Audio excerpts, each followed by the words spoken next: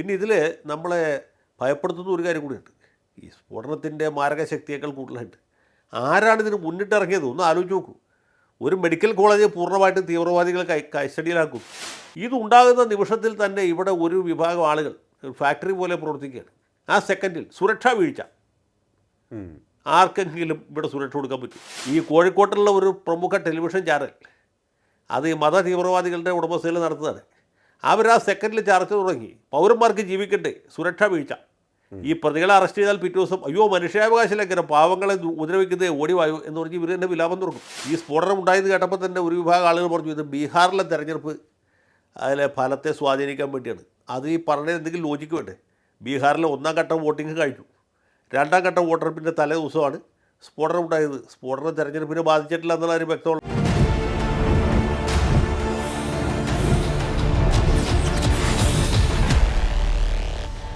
നമസ്കാരം, ടോക്കിംഗ് പോയിന്റിലേക്ക് സ്വാഗതം. ഡൽഹിയിൽ ചെങ്കോട്ടയ്ക്ക് അടുത്ത് നടന്ന സ്ഫോടനം ഇന്ത്യയിൽ സൃഷ്ടിച്ച നടുക്കം ചെറുതല്ല. ഇതുമായി ബന്ധപ്പെട്ട് അറസ്റ്റുകൾ നടന്നു. ഇപ്പോഴും അന്വേഷണം വളരെ ശക്തമായി മുന്നോട്ട് പോവുകയാണ്. ഈ സ്ഫോടനത്തിന് ശേഷം നമ്മുടെ രാജ്യത്തെ സുരക്ഷാ സംവിധാനങ്ങളുമായി ബന്ധപ്പെട്ടുള്ള ചർച്ചകൾ സജീവമായിട്ടുണ്ട്. വളരെ ശക്തമായ നീക്കങ്ങൾ രഹസ്യാന്വേഷണ വിഭാഗത്തിൻ്റെ ഭാഗത്ത് നിന്ന് നടക്കുന്നുമുണ്ട്. എങ്കിലും ചില നീക്കങ്ങൾ സംശയം ജനിപ്പിക്കുന്നു. അതായത് ചില മാധ്യമങ്ങളുടെ ഭാഗത്തു നിന്ന് ഈ വാർത്ത കൈകാര്യം ചെയ്ത രീതി എത്രത്തോളം ശരിയാണ് എന്നുള്ള ചോദ്യം ശക്തമായി ഉയരുകയാണ്. ഒപ്പം തന്നെ ഇത് സൃഷ്ടിച്ചിട്ടുള്ള രാഷ്ട്രീയമായിട്ടുള്ള പ്രകമ്പനങ്ങൾ എന്തൊക്കെ പരിശോധിക്കാൻ നമുക്കിന്ന് ടോക്കിംഗ് പോയിന്റിൽ നമ്മോടൊപ്പം ചേരുകയാണ് അഡ്വക്കേറ്റ് എ ജയശങ്കർ. നമസ്കാരം സർ, ടോക്കിംഗ് പോയിന്റിലേക്ക് സ്വാഗതം. നമസ്കാരം. ഈ സംഭവം, അതായത് ചെങ്കോട്ടയ്ക്ക് അടുത്ത് നടന്ന സ്ഫോടനം ഇന്ത്യക്ക് വലിയൊരു ആഘാതമാണ് നൽകിയത്. കാരണം നമ്മുടെ പൗരന്മാർ കൊല്ലപ്പെടുന്നു. നമ്മുടെ തലസ്ഥാനത്ത് നടന്ന ഒരു സ്ഫോടനം വളരെ ശക്തമായ രീതിയിൽ നമ്മൾ എതിരാളികളെ അതിർത്തിക്ക് പുറത്ത് നേരിട്ടുകൊണ്ടിരിക്കുമ്പോഴാണ് ഇത്തരത്തിലൊരു സംഭവം ഉണ്ടാകുന്നത്. അതിനുശേഷം നമ്മുടെ രാജ്യത്ത് ഉണ്ടായിട്ടുള്ള കുറേയേറെ ചർച്ചകൾ വളരെ ജാഗ്രതയോടെ നമ്മൾ വീക്ഷിക്കേണ്ടതുമാണെന്ന് തോന്നുന്നു. എങ്ങനെയാണ് ഈ വിഷയത്തെ കാണുന്നത്? അല്ല, ഈ വിഷയത്തിന് പല തലത്തിലുള്ള വ്യാഖ്യാനങ്ങളും വിശദീകരണങ്ങളും ആവശ്യമായിട്ടുണ്ട്. ഒന്നാമത്, വലിയൊരു ഇടവേളയ്ക്ക് ശേഷമാണ് നമ്മുടെ രാജ്യത്ത് കാശ്മീരിന് പുറത്ത് ഒരു തീവ്രവാദി ആക്രമണം എന്നല്ല, ഭീകര ആക്രമണം ഉണ്ടാകും. ഈ തീവ്രവാദവും ഭീകരവാദവും രണ്ടും ഈ സ്കെയിൽ വെച്ച് അളക്കുമ്പോൾ രണ്ടാണ്. കാര്യം രണ്ടിലും മരിക്കുന്ന ആൾ മനുഷ്യനാണെങ്കിലും തീവ്രവാദം എന്ന് പറയുന്നത് പോലീസിന് നേരെ, പട്ടാളത്തിന് നേരെ, അല്ലെങ്കിൽ രാഷ്ട്രീയ നേതാക്കന്മാർക്ക് നേരെ നടക്കുന്ന ആക്രമണമാണ്. അവിടെ ഒരു ഐഡൻറ്റിഫൈഡ് ഒബ്ജക്റ്റ് ഉണ്ട്, ഇന്ന ആളെ കൊല്ലാൻ വേണ്ടി നടത്തുന്ന പരിപാടി. അതാണ് തീവ്രവാദം. ഭീകരവാദത്തിന് അങ്ങനെ ഒരു പ്രശ്നമില്ല, ആരെയും കൊല്ലാം. അത് ഹിന്ദു ആവാം, ക്രിസ്ത്യനാവാം, മുസ്ലിം ആകാം, ഇന്ത്യൻ പൗരനാകാം, വിദേശ പൗരനാവാം, ആരുമാകാം. കണ്ണി കണ്ടുന്നവരെ എല്ലാം താട്ടുക എന്നുള്ളതാണ്. ഇപ്പോൾ ബോംബ് വയ്ക്കുമ്പോൾ ഒരു ചന്തയിൽ ബോംബ് വയ്ക്കുന്നു, അല്ല ഓടിക്കൊണ്ടിരിക്കുന്ന KSRTC ബസ്സിൽ ബോംബ് വയ്ക്കും. ഇന്ന ആളാ മരിക്കാമെന്ന് പറയാൻ പറ്റില്ല. അതിൽ ആ സമയത്ത് കയറുന്ന നിർഭാഗ്യവന്മാരാരെന്ന് വെച്ചാൽ അവർ ബോംബ് കൂട്ടി മരിക്കും. അപ്പോൾ അതാണ് ഈ ഭീകര പ്രവർത്തനം. ഇപ്പോൾ ഇവിടെ ഭീകര പ്രവർത്തനമാണ് നടത്തുന്നത്, വെറും തീവ്രവാദമല്ല, ഒരു ഡോസ് കൂടിയതാണ്.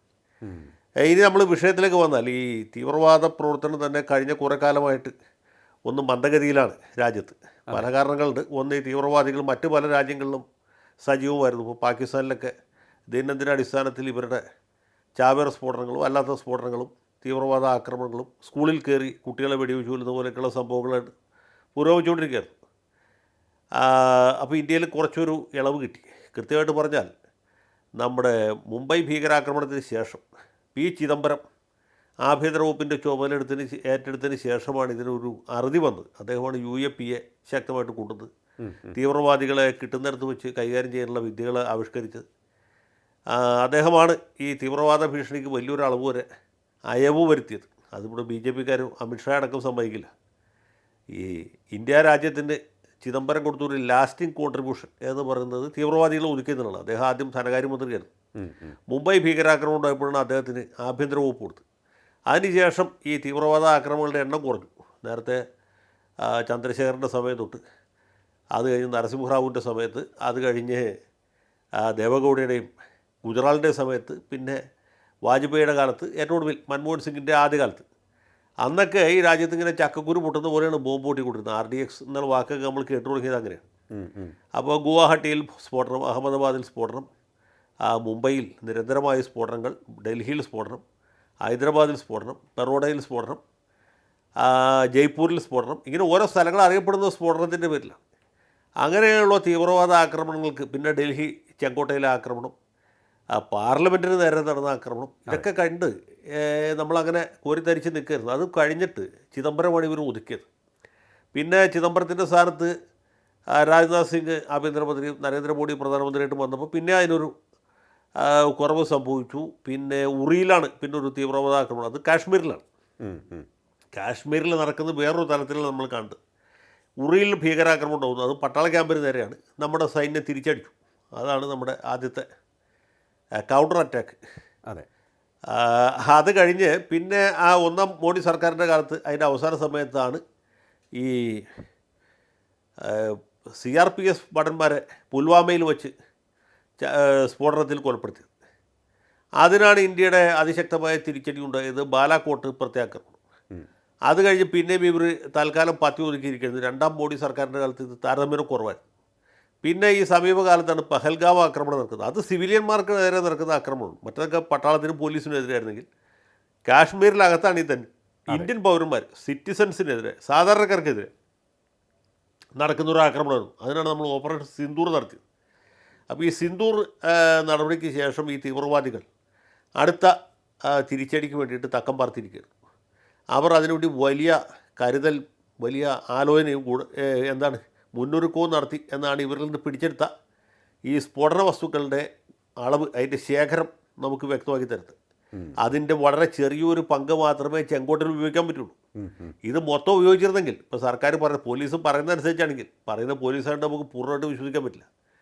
വിശ്വസിക്കാമെങ്കിൽ ഈ മാത്രമല്ല, ഈ സ്ഫോടക വസ്തുക്കളുടെ ശേഖരത്തിൻ്റെ ഒരു അളവ് വെച്ച് നോക്കുകയാണെങ്കിൽ രാജ്യത്തെ വലിയൊരു ഭാഗം ചാമ്പലാക്കാനുള്ള സംവിധാനം അവർ ഉണ്ടാക്കിയിരുന്നു. ഡിസംബർ 6-ാം തീയതി ഒരേ സമയത്ത് 4 പ്രധാന നഗരങ്ങളിൽ സ്ഫോടനം നടത്താനായിരുന്നു അത്ര ഇവർ തീരുമാനിച്ചിരുന്നത്, ഉദ്ദേശിച്ചത്. അതിന് മുമ്പായിട്ട് ഇത് പിടിക്കപ്പെട്ടതുകൊണ്ടാണ് ഈ സ്ഫോടനം ഒരു സാമ്പിൾ വെടിക്കെട്ടിൽ തീർന്നത്. അല്ലെങ്കിൽ തിരുവമ്പാടി പാറമേക്കാവും മത്സരിച്ച് നടത്തുന്ന തൃശ്ശൂർ പൂരത്തിൻ്റെ വെടിക്കെട്ട് പോലെയായി തീർന്നത്.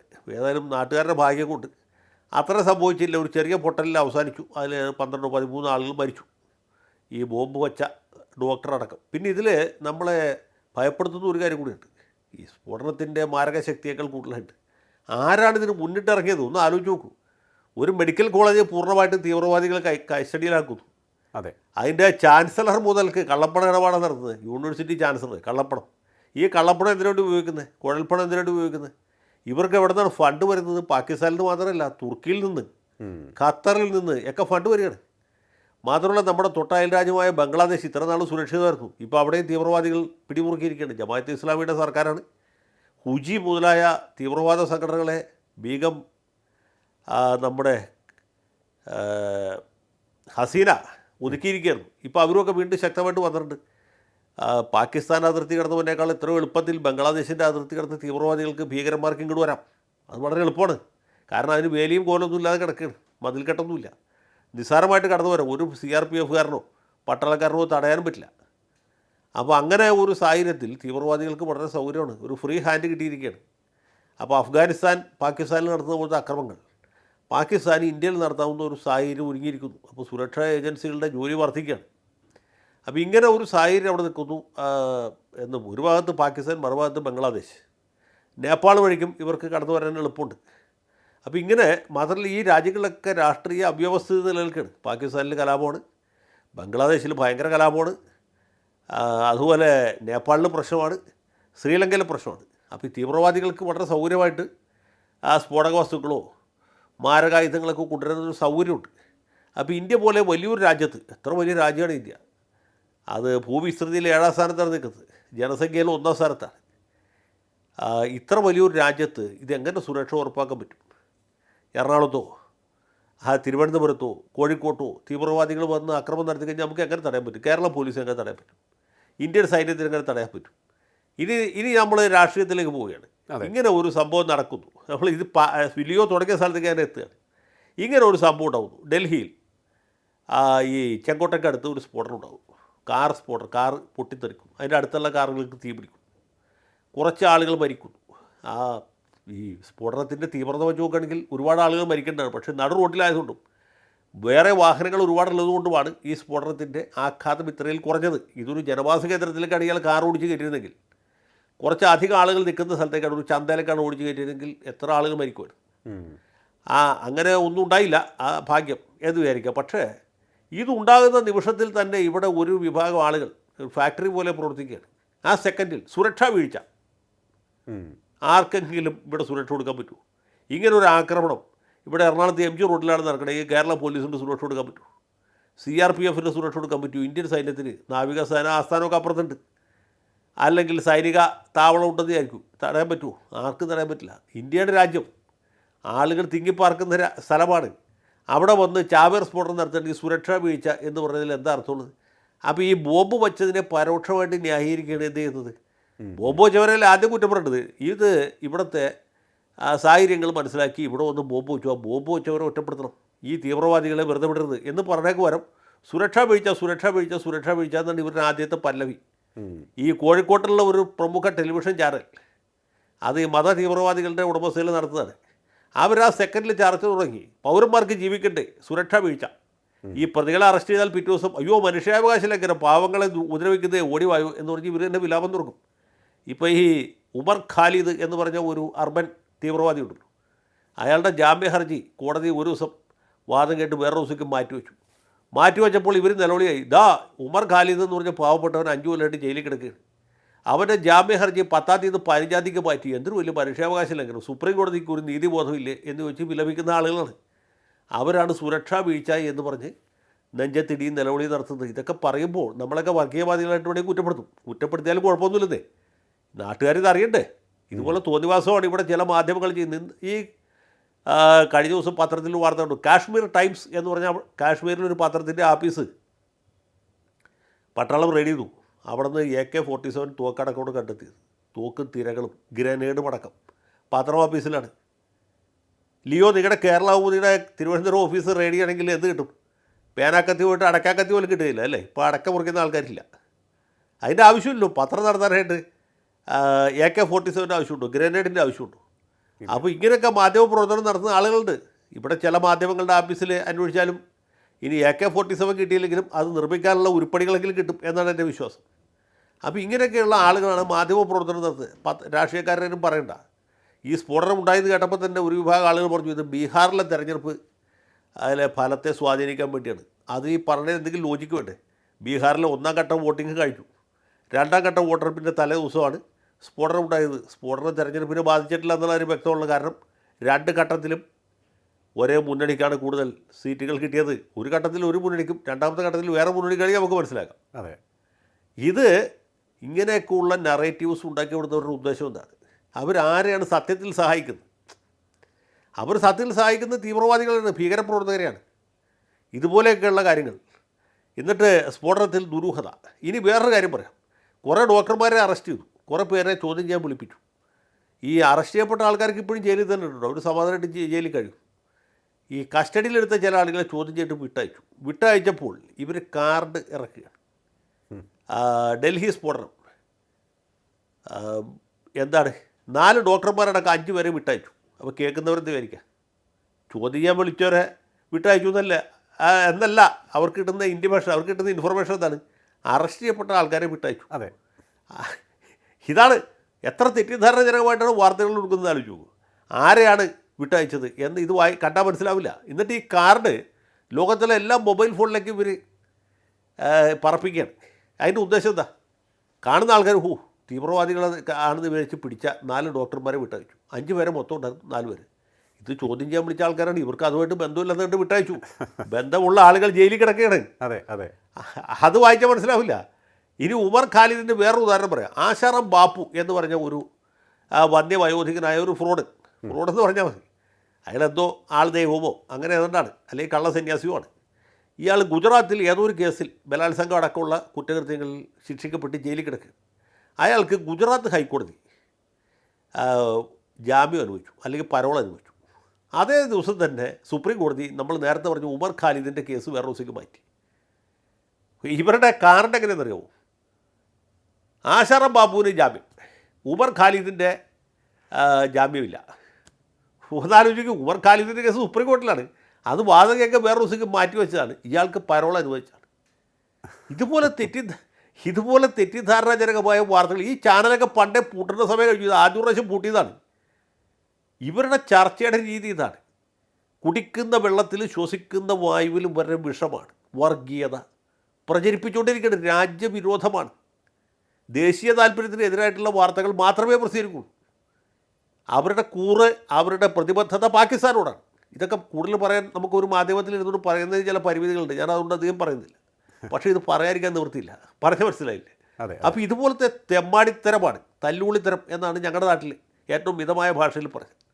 അങ്ങനെ ചെയ്തുകൊണ്ടിരിക്കുന്ന ആളുകൾ നമ്മുടെ നാട്ടിലുണ്ട്.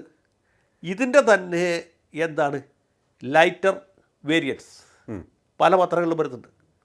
ഓരോ പത്രത്തിനും അതിൻ്റേതായ താല്പര്യങ്ങളുണ്ടല്ലോ. അത് വച്ചിട്ടാണ് വാർത്ത കൊടുക്കുന്നത്. പക്ഷേ നമ്മൾ മനസ്സിലാക്കേണ്ട പ്രശ്നം, ഇത് ദേശീയ സുരക്ഷിതത്വത്തെ എതിരിൽ ബാധിക്കുന്നു. എനിക്ക് നിങ്ങൾക്ക് ഈ നാട്ടിൽ കുറ്റകൃത്യങ്ങളിൽ പങ്കെടുക്കാത്ത ആൾക്കാർക്ക് ജീവിക്കട്ടെ. അതെ അതെ അതെ. അപ്പോൾ ഈ തീവ്രവാദത്തിന് ചൂട്ടുപിടിക്കുന്ന ആളുകൾ ഇത് കാണുന്നില്ല. ഭീകരപ്രവർത്തകരുടെ മനുഷ്യാവകാശത്തെക്കുറിച്ച് വേവലാതിപ്പെടുന്നവർക്ക് ഇതിനെക്കുറിച്ച് ഒരു ചിന്തയുമില്ല. അവർക്ക് ഷർജിൽ ഇമാമിന് ജാമ്യം കിട്ടാത്തതിനാണ് വിഷമം. ഉമർ ഖാലിദ് 5 കൊല്ലമായിട്ട് ജയിലിൽ കിടക്കുന്നു. അദ്ദേഹത്തിൻ്റെ ജാമ്യ ഹർജി വിചാരണ കോടതി തള്ളുന്നു, ഹൈക്കോടതി തള്ളുന്നു, സുപ്രീം കോടതി തള്ളുന്നു, വീണ്ടും സുപ്രീം കോടതിയിൽ പോയിരിക്കുന്നു. നമുക്ക് ആർക്കും ഒരു സുപ്രീം കോടതി ജാമ്യം കൊടുക്കണമെങ്കിൽ കൊടുക്കട്ടെ, നമ്മളല്ലോ ജാമ്യം കൊടുക്കണം, സുപ്രീം കോടതിയല്ലേ. അപ്പോൾ സുപ്രീം കോടതിക്കെതിരെ വംശീയത ഇങ്ങനെയൊക്കെയുള്ള ആരോപണങ്ങളായിട്ട് വരിക. അപ്പോൾ ഇതെവിടെ ചെന്ന് അവസാനിക്കും എന്നാണ് നമ്മൾ ആലോചിക്കേണ്ടത് ഒരു കാര്യം. രണ്ടാമത്തത്, ഇവർക്ക് മാത്രമല്ലല്ലോ മറ്റേ ആളുകൾക്കും ഇത് ചെയ്യാമല്ലോ. ഇത് ഉണ്ടാക്കുന്ന വേറൊരു വശം എന്താണ്? വിപരീതമായ ഒരു വികാരം ഭൂരിപക്ഷ സമുദായക്കാരുടെ ഇടയിൽ ഉണ്ടാവും. ഇല്ലേ? അതെ അതെ അതെ. ഇത് എല്ലാവരും നമ്മളെപ്പോലെ പരിണതപ്രജ്ഞരായിട്ട് കാര്യങ്ങളൊക്കെ ഇങ്ങനെ എന്താണ് ഡിസെക്റ്റ് ചെയ്ത് കാര്യങ്ങൾ മനസ്സിലാക്കുന്നവരല്ലല്ലോ. ജനങ്ങളുടെ ഇടയിലേക്ക് വളരെ പെട്ടെന്ന് വ്യാപിക്കും. അപ്പോൾ ഇന്ന ആളുകൾ രാഷ്ട്രത്തിൻ്റെ ശത്രുക്കളാണ്, സമാധാന ജീവിതത്തിൻ്റെ ശത്രുക്കളാണ് എന്ന മെസ്സേജാണ് മറുഭാഗത്ത് കിട്ടുക. അതാണ് പിന്നീട് തെരഞ്ഞെടുപ്പുകളിൽ റിസൾട്ടായിട്ട് വരിക. ഇപ്പോൾ 2019 പുൽവാമ സ്ഫോടനം തന്നെ നോക്കിയത്. പുൽവാമയിൽ സ്ഫോടനം ഉണ്ടായിക്കഴിഞ്ഞപ്പോൾ ഈ സ്ഫോടനം ഉണ്ടായി 44 CRPF മരിച്ചു. അത് മരിച്ച സമയത്ത് പൊതുവെ കിട്ടുന്നൊരു ചിത്രം എന്താ?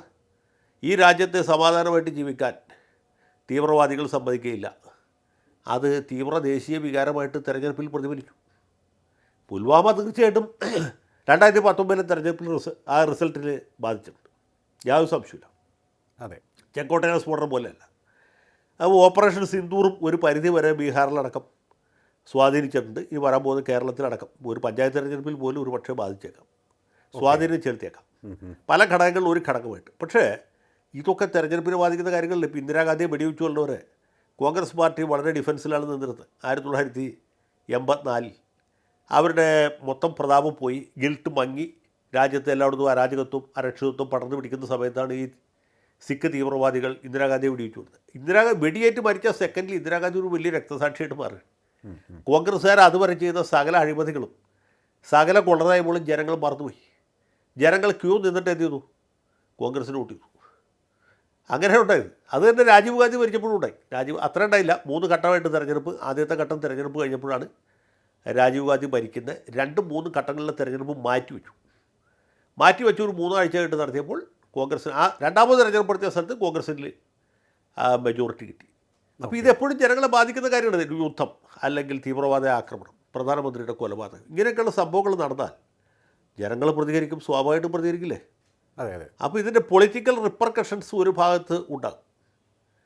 അതേ സമയത്ത് ഇതിനെ ഗ്ലാമറൈസ് ചെയ്യാനും ഇതൊക്കെ ചെയ്യുന്നത് ഒരു അന്തസ്സാണ്, ഗമയാണ് എന്ന് മാത്രമല്ല, ഈ രാജ്യത്ത് ഇപ്പോൾ ജീവിക്കാൻ പറ്റാത്ത നിവൃത്തിയില്ലാത്ത ഒരു സാഹചര്യമാണുള്ളത്. അതിനോട് ജനങ്ങളുടെ ഒരു സ്വാഭാവികമായ പ്രതികരണമാണ് എന്ന രീതിയിലുള്ള അടുത്ത സ്റ്റേജ് അതാണ്.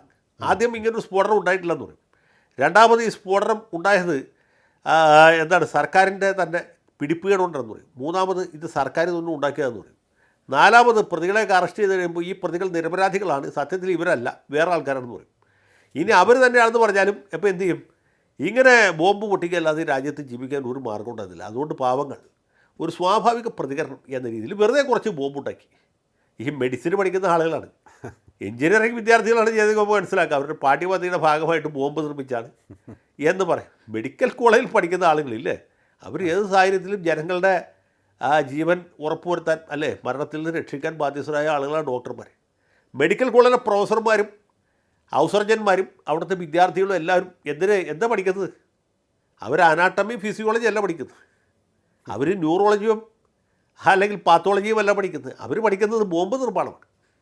അപ്പോൾ ബോംബ് നിർമ്മാണം സിലബസിൽ കൊണ്ടുവന്ന യൂണിവേഴ്സിറ്റി ഒന്ന് ആലോചിച്ച് നോക്കൂ. അതെവിടെയാണ്? ഡൽഹിയുടെ തൊട്ടടുത്ത് ഫരീദാബാദിലാണ്. അതെ, ഡൽഹിയിൽ നിന്ന് വിളിച്ചാൽ കേൾക്കാനുള്ള ദൂരമുള്ളൂ, തിരുവനന്തപുരത്ത് പാറശാലക്കുള്ള ദൂരമില്ല.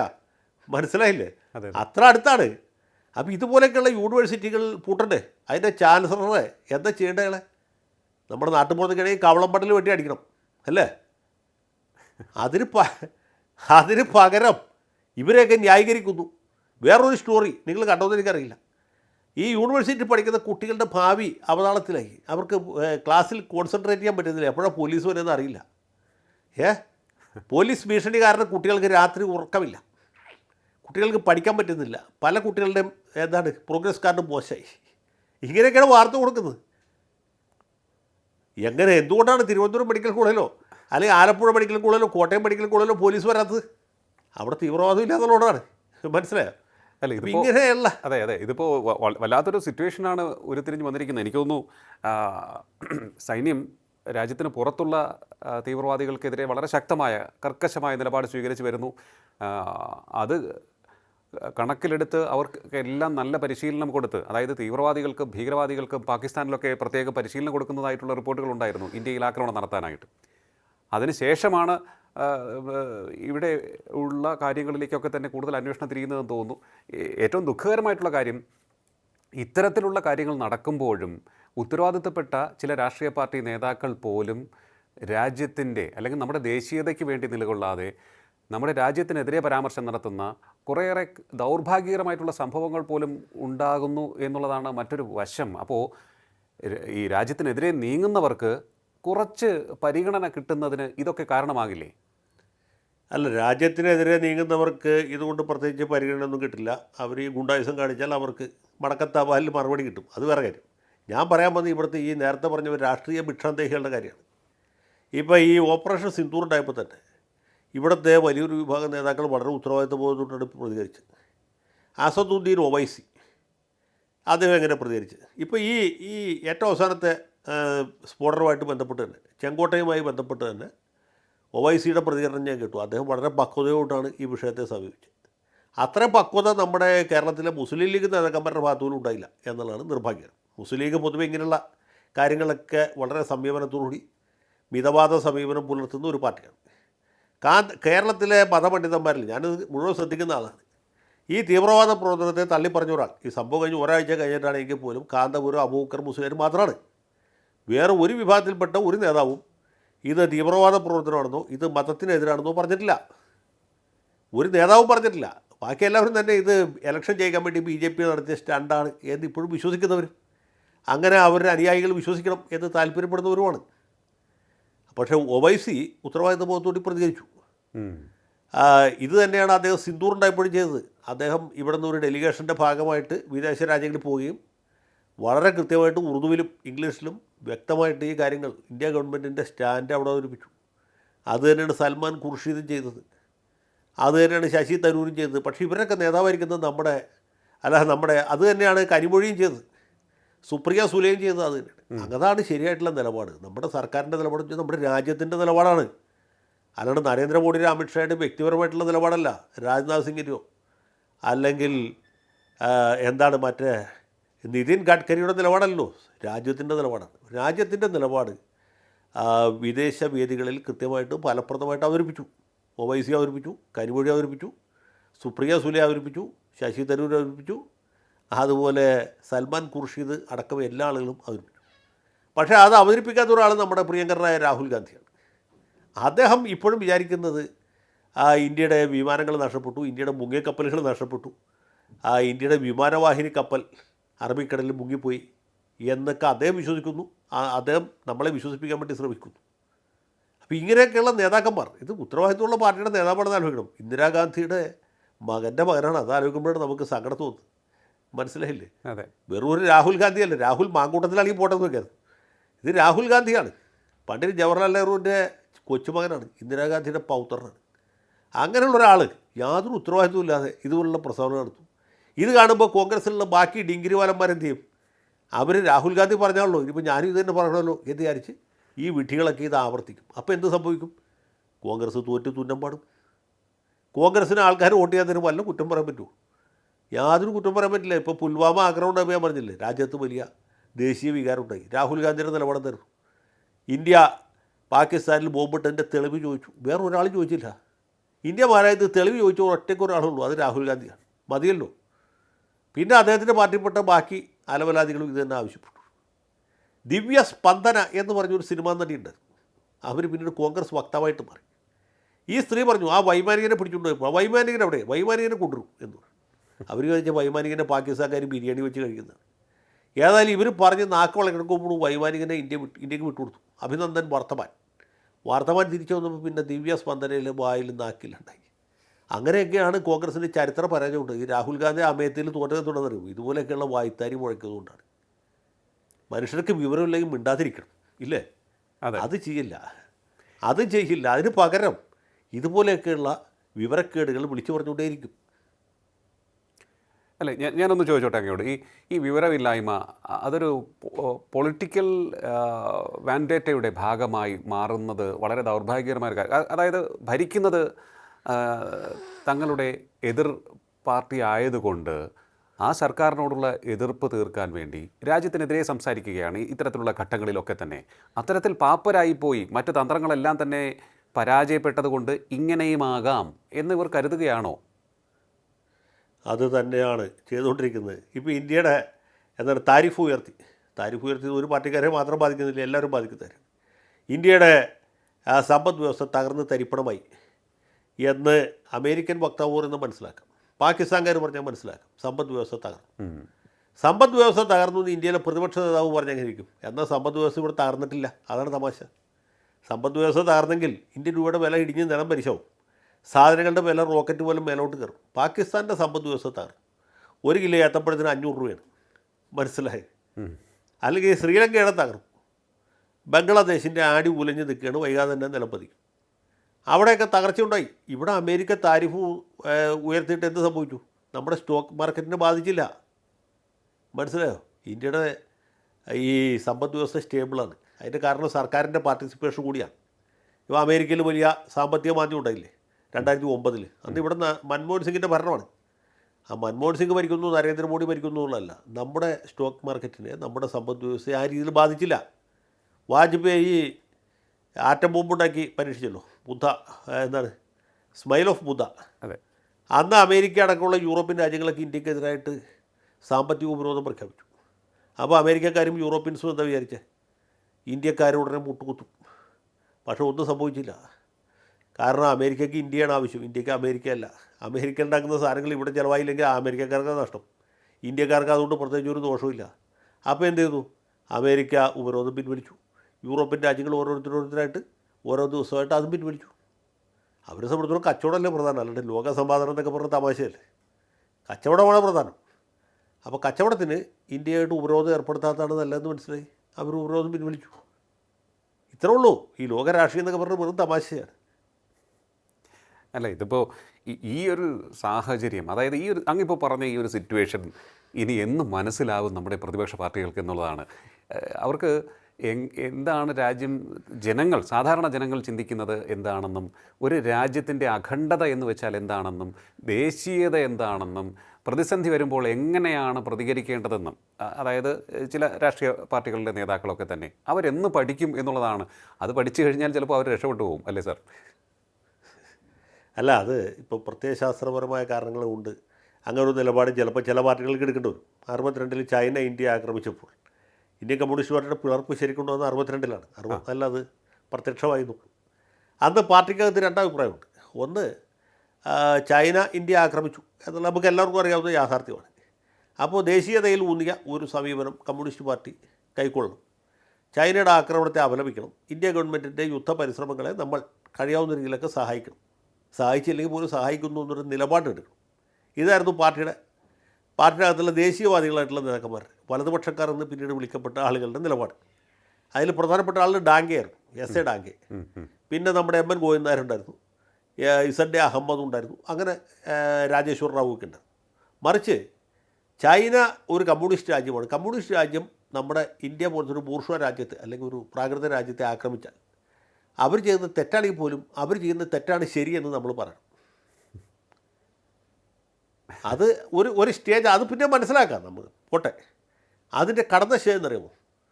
ഇന്ത്യ ചൈനയാണ് ആക്രമിച്ചത്, ചൈന ഇന്ത്യ ആക്രമിച്ചിട്ടില്ല. ഈ ജവഹർലാൽ നെഹ്റു ബ്രിട്ടൻ്റെ ഒരു ഏജൻറ്റാണ്. പുള്ളി അമേരിക്കക്കാരെ സന്തോഷിപ്പിക്കാൻ വേണ്ടി ചൈനയ്ക്കെതിരായിട്ട് ദുരാരോപണം ഉന്നയിക്കുകയാണ് എന്നതാണ് കടന്ന കൈ. ആ സ്റ്റാൻഡ് ഉന്നയിച്ച ആളാണ് സഖാവ് സുന്ദരയ്യ. സുന്ദരയ്യ പാർട്ടിയുടെ പോളിറ്റ് ബ്യൂറോയിലേക്ക് ഒരു സ്റ്റാൻഡ് എടുത്തു. അങ്ങനെയാണ് പാർട്ടി പിളർന്നത്. അപ്പോഴാണ് നമ്പൂരിപ്പാട് നാം നമ്മുടെ നിന്നും അവരവരുടെ നിന്നും പറയുന്ന സ്ഥലത്തിന് വേണ്ടിയാണ് യുദ്ധം എന്ന് പറഞ്ഞ് ആർക്കും മനസ്സിലാത്ത രീതിയിൽ വിശദീകരിക്കാൻ ശ്രമിച്ചത്. ഇതൊക്കെ അല്ല, അതുപോലും നമുക്ക് മനസ്സിലാക്കാം ഒരു പ്രത്യയശാസ്ത്രപരമായിട്ടുള്ള പ്രശ്നമാണ്. ഇവിടെ കോൺഗ്രസും ബി ജെ പി തമ്മിൽ പ്രത്യയശാസ്ത്രപരമായിട്ട് പ്രശ്നമൊന്നുമില്ല, വെറും രാഷ്ട്രീയ വൈരാഗ്യം മാത്രമേ ഉള്ളൂ. അല്ലേ? അതെ അതെ അതെ, തീർച്ചയായിട്ടും. അതെ, പ്രത്യയശാസ്ത്രമൊന്നുമില്ല, അല്ലേ? പ്രത്യയശാസ്ത്ര പ്രശ്നം അല്ല, ഞാൻ വേറൊന്ന് ചോദിച്ചോട്ടെ സാറിനോട്. ഇത്തരത്തിലുള്ള സാഹചര്യങ്ങൾ, ഇപ്പോൾ ഇലക്ഷൻസ് ഒന്നൊന്നായി തോറ്റുകൊണ്ടിരിക്കുന്ന പ്രതിപക്ഷം, അതിനിടയിലുണ്ടാകുന്ന സംഭവങ്ങളെ എങ്ങനെയാണ് ഓരോ രാഷ്ട്രീയ പാർട്ടിയും സമീപിക്കേണ്ടത് എന്നുള്ളത് സംബന്ധിച്ചുള്ള ഒരു ചർച്ച കൂടി നമുക്ക്, അതായത് അത് സംബന്ധിച്ചുള്ള ഒരു അഭിപ്രായം പൊതുസമൂഹത്തിൽ കൂടി ഉയർത്തിക്കൊണ്ടുവരേണ്ടതല്ലേ? ഇത്തരത്തിലുള്ള ഭീകരവാദി ആക്രമണം നടക്കുമ്പോൾ എന്താണ് പറയേണ്ടത്, എന്ത് പറഞ്ഞുകൂടാ? ചില മാധ്യമങ്ങൾ, ഓക്കെ, രാഷ്ട്രീയ പാർട്ടികൾ അവരുടെ നേട്ടത്തിന് വേണ്ടി എന്തും ചെയ്യുന്നു എന്നുള്ളത്, ഈ ചില മാധ്യമങ്ങളുടെ സമീപനം പോലും വളരെ സംശയകരമായ രീതിയിൽ, വളരെ സങ്കടകരമായ രീതിയിൽ പോകുന്നു എന്ന് പറയുമ്പോൾ അത് പൊതുസമൂഹത്തെ വളരെ ദോഷകരമായി ബാധിക്കുന്ന ഒരു സാഹചര്യം കൂടി ഉണ്ടാകുമ്പോൾ വളരെ ഈ സങ്കടകരം എന്നുള്ളത് അപകടകരം കൂടിയായി മാറുകയല്ലേ? തീർച്ചയായിട്ടും അപകടകരമാണ്. പക്ഷേ നമ്മുടെ നാട്ടിലെ ജനങ്ങൾക്ക് ഇതൊക്കെ തിരിച്ചറിയാനും കൃത്യമായിട്ട് പ്രതികരിക്കാനുമുള്ള ശേഷി ഇതിനകം കൈവന്നിട്ടുണ്ട്. ഇന്ത്യക്ക് സ്വാതന്ത്ര്യം കിട്ടിയ 75 കൊല്ലം കഴിഞ്ഞപ്പോൾ ആളുകൾക്ക് നെല്ലും പതിരൊക്കെ തിരിച്ചറിയാൻ കഴിയുന്നുണ്ട്. അതുകൊണ്ടാണല്ലോ കോൺഗ്രസ് ഇപ്പോൾ ലിയോ പറഞ്ഞ തൊട്ട് നിരന്തരമായി തോറ്റുകൊണ്ടിരിക്കുന്നത്. തോൽവിയിൽ നിന്ന് തോൽവിയിലേക്ക് പോയിക്കൊണ്ടിരിക്കുന്നത് എന്തുകൊണ്ടാണ്? അത് ബി ജെ പിയുടെ ഭരണത്തിൻ്റെ ഗുണം കൊണ്ടല്ല, കോൺഗ്രസിൻ്റെ പ്രത്യയശാസ്ത്രത്തിൻ്റെ തകരാറുകൊണ്ടുമല്ല. ഇന്ത്യയുടെ ദേശീയതയെ പ്രതികരിക്കുന്ന, ആ ദേശീയ സമരത്തെ പ്രതികരിക്കുന്ന ഒരു പാർട്ടിയാണ് കോൺഗ്രസ്. ആ പാർട്ടി നിലനിൽക്കേണ്ടത് നമ്മുടെ ആവശ്യമാണ്. പക്ഷേ ആ പാർട്ടി നിലനിൽക്കാൻ കോൺഗ്രസ്സുകാർ സമ്മതിക്കില്ല. ഇനി ആരൊക്കെ സമ്മതിച്ചാലും രാഹുൽ ഗാന്ധി സമ്മതിക്കില്ല. അഥവാ രാഹുൽ ഗാന്ധിക്ക് ബുദ്ധി ഉപദേശിക്കുന്ന ഈ കെ സി വേണുഗോപാലിനെ പോലെയോ അല്ലെങ്കിൽ രൺദീപ് സിംഗ് സുർജേവാലയെ പോലുള്ള ആളുകൾ സമ്മതിക്കില്ല. കോൺഗ്രസ്സുകാർക്ക് വേണ്ടാത്ത കോൺഗ്രസ്സിനെ നമുക്ക് ആർക്കും നിലനിർത്തേണ്ട ആവശ്യമില്ലല്ലോ. അപ്പോൾ അറിയാത്ത പിള്ള ചൊറിയുമ്പോൾ അറിയും. അതാണിപ്പോൾ ബീഹാറിൽ കണ്ടത്, അതാണ് കുറച്ച് മുമ്പ് ഹരിയാനയിൽ കണ്ടത്, അതാണ് മഹാരാഷ്ട്രയിൽ കണ്ടത്, അതാണ് ഇനി മറ്റ് കേരളത്തിലടക്കം മറ്റ് പല സ്ഥലങ്ങളിലും കാണാൻ പോകുന്നത്. ഇപ്പോൾ ഈ പഞ്ചായത്ത് തെരഞ്ഞെടുപ്പ് കഴിഞ്ഞിട്ട് ഡിസംബർ 13-ം 14-ം നമുക്ക് ഈ വിഷയം ഒന്നുകൂടി ചർച്ച ചെയ്യാം. അപ്പോൾ ഒന്നുകൂടി രസമുണ്ടാവും. തീർച്ചയായിട്ടും. എന്തായാലും ഈ ഒരു വിഷയം വളരെ ഗൗരവമേറിയ ഒരു വിഷയം തന്നെയാണ്. നമ്മുടെ രാജ്യത്ത് ഒരു ഭീകരാക്രമണം നടക്കുന്നു, അതിനുശേഷം ഉയർന്നു വരുന്ന ചർച്ചകൾ ഏത് തരത്തിലായിരിക്കണം എന്നുള്ളത് സംബന്ധിച്ച് പരിശോധിക്കുകയായിരുന്നു ഇന്ന് നമ്മൾ. ചില മാധ്യമങ്ങളുടെ ഭാഗത്ത് നിന്നുണ്ടായിട്ടുള്ളത് വളരെ ദൗർഭാഗ്യകരമായിട്ടുള്ള, അപകടകരമായിട്ടുള്ള ഒരു സമീപനമാണ്. പക്ഷേ പ്രബുദ്ധരായ നമ്മുടെ ജനത അതിനെയൊക്കെ തള്ളിക്കളഞ്ഞ് മുന്നോട്ട് പോകാൻ കെൽപ്പുള്ളവരാണ് എന്ന് തെളിയിക്കുകയാണ്. ഏതായാലും കേന്ദ്രം വളരെ ശക്തമായ അന്വേഷണവുമായി മുന്നോട്ട് പോവുകയാണ്. നമ്മുടെ രാജ്യത്തിനകത്ത് ഏതെങ്കിലും ഒരു വ്യക്തിക്ക് നേരെ ആക്രമണം നടത്തുന്ന ഭീകരവാദി ഒരു കാരണവശാലും വളരെ വളരെ അധികം നാൾ സ്വതന്ത്രനായി നടക്കില്ല. ശക്തമായ നീക്കത്തിലൂടെ അതിന് പിന്നിൽ പ്രവർത്തിച്ച ഓരോരുത്തരെയും നമ്മൾ കണക്ക് തീർത്ത് പ്രഹരിക്കും എന്ന് രാജ്യം തെളിയിച്ചിട്ടുണ്ട്. അത് ഇനിയും അങ്ങനെ തന്നെ നടക്കും എന്ന് നമുക്ക് പ്രത്യാശിക്കാം. വളരെയധികം നന്ദി സാർ, ഇത്രയും സമയം ടോക്കിംഗ് പോയിൻറ്റുമായി സംസാരിച്ചത്. ടോക്കിംഗ് പോയിൻറ്റ് ഈ അധ്യായം ഇവിടെ പൂർണ്ണമാകുന്നു. അടുത്ത എപ്പിസോഡിൽ കാണാം നമുക്ക്. നമസ്കാരം.